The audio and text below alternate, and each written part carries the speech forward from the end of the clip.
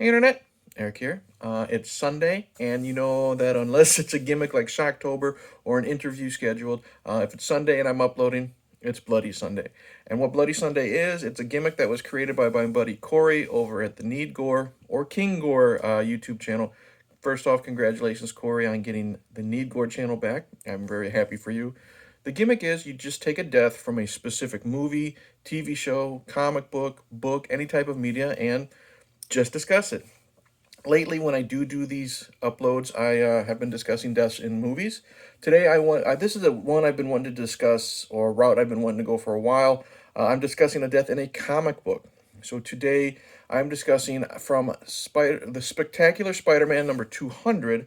I am going to discuss the death of Harry Osborn, the Green Goblin. Now, I will be showing off some pictures from this trade paperback, Spider-Man versus the Green Goblin. This is a good trade paperback. It chronicles or shows the death of both Norman and Harry. So if you're new to my channel, welcome. I discuss plot spoilers, specific scenes, what have you. And especially if you're watching a Bloody Sunday, you know a death is going to be spoiled, even though I just told you who it's going to be. Basic plot of this is Harry Osborn is the Green Goblin. His father, Norman, was the Green Goblin and was unsuccessful in trying to kill Spider-Man, and it caused his death. Harry has been trying to destroy Peter for a long time, but he has also still got strong feelings for Peter's wife, Mary Jane, even though he is married with a child, little Normie. The Parkers and the Osborns are currently living together. Peter and Mary Jane's marriage is on the rocks because of what Harry is doing. Harry has kidnapped Mary Jane, takes her to the site where Gwen Stacy was killed, Peter's very first love, that was killed, during a conflict with Norman. And basically, Harry says he would never hurt Mary Jane, blah, blah, blah. She's trying to convince him to not do anything to Peter. He says he won't. Eventually, he breaks that vow, and it ends up in a big, giant final confrontation between the two of them. I really liked this issue. First off, I do want to get it out of the way. I'm not a big fan of the way faces are drawn for Spectacular Spider-Man. Like, that's supposed to be Mary Jane.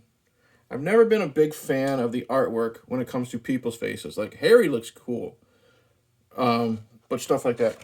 However, see, here's what Liz looks like. No, thank you. However, I really enjoy the final fight between the two guys. It is a very big, knockdown, drag-out, ongoing fight between Spidey and Harry. Great close-ups of the action, brutal. Neither man is getting the upper hand. And what I like about this is eventually it takes place in an abandoned house. I believe Harry is building it. And what happens is, during that fight, Harry sticks Peter due to a needle that comes out of his hand, hits Peter in the leg, and it causes Peter to get very dizzy. He's weakened.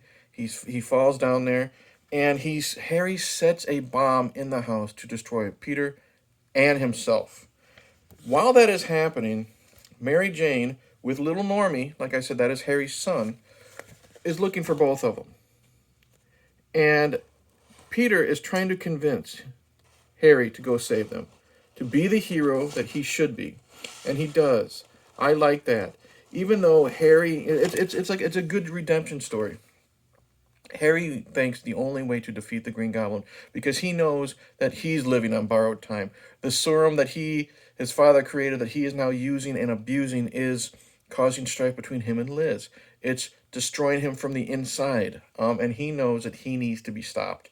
So he was planning on taking himself and Peter out, but he does not want his son hurt, Mary Jane, the two out of the three most important people in his life, the other one being Liz.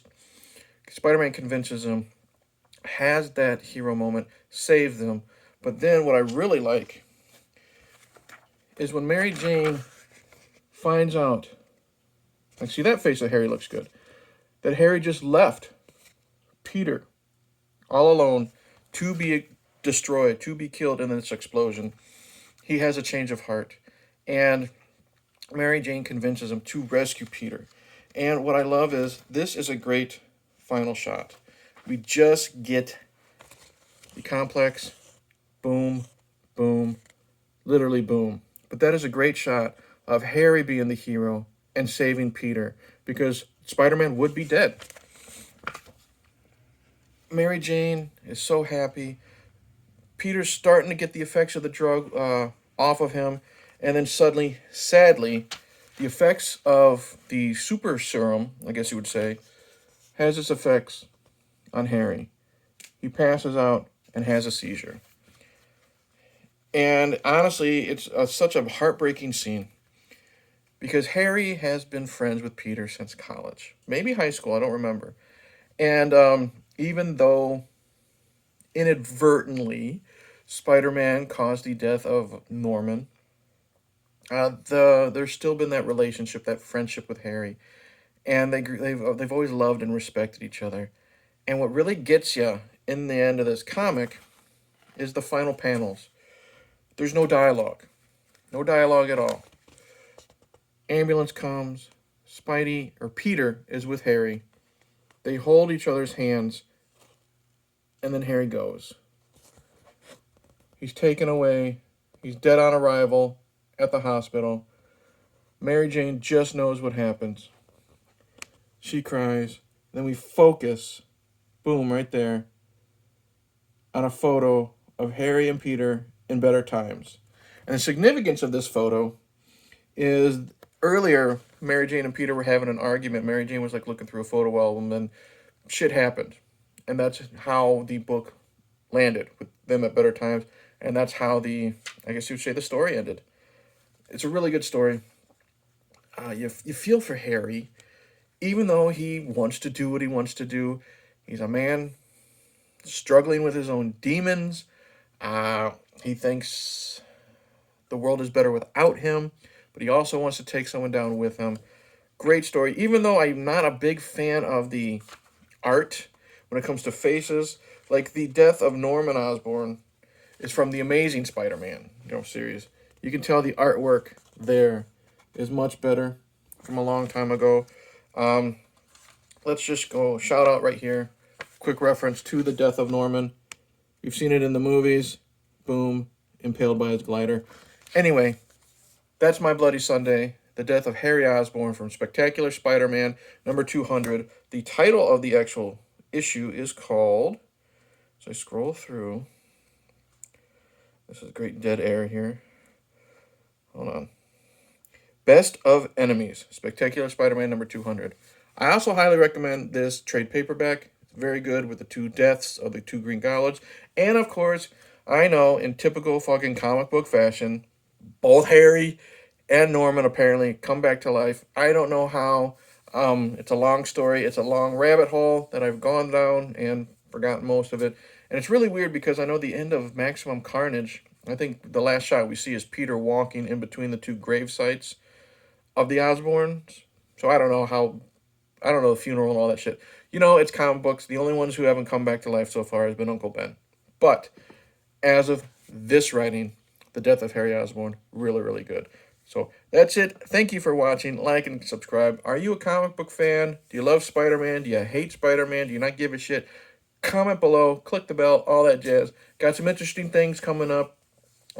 Psycho Gorman review is coming up. Coraline is coming up because I was not able to do those during Shocktober.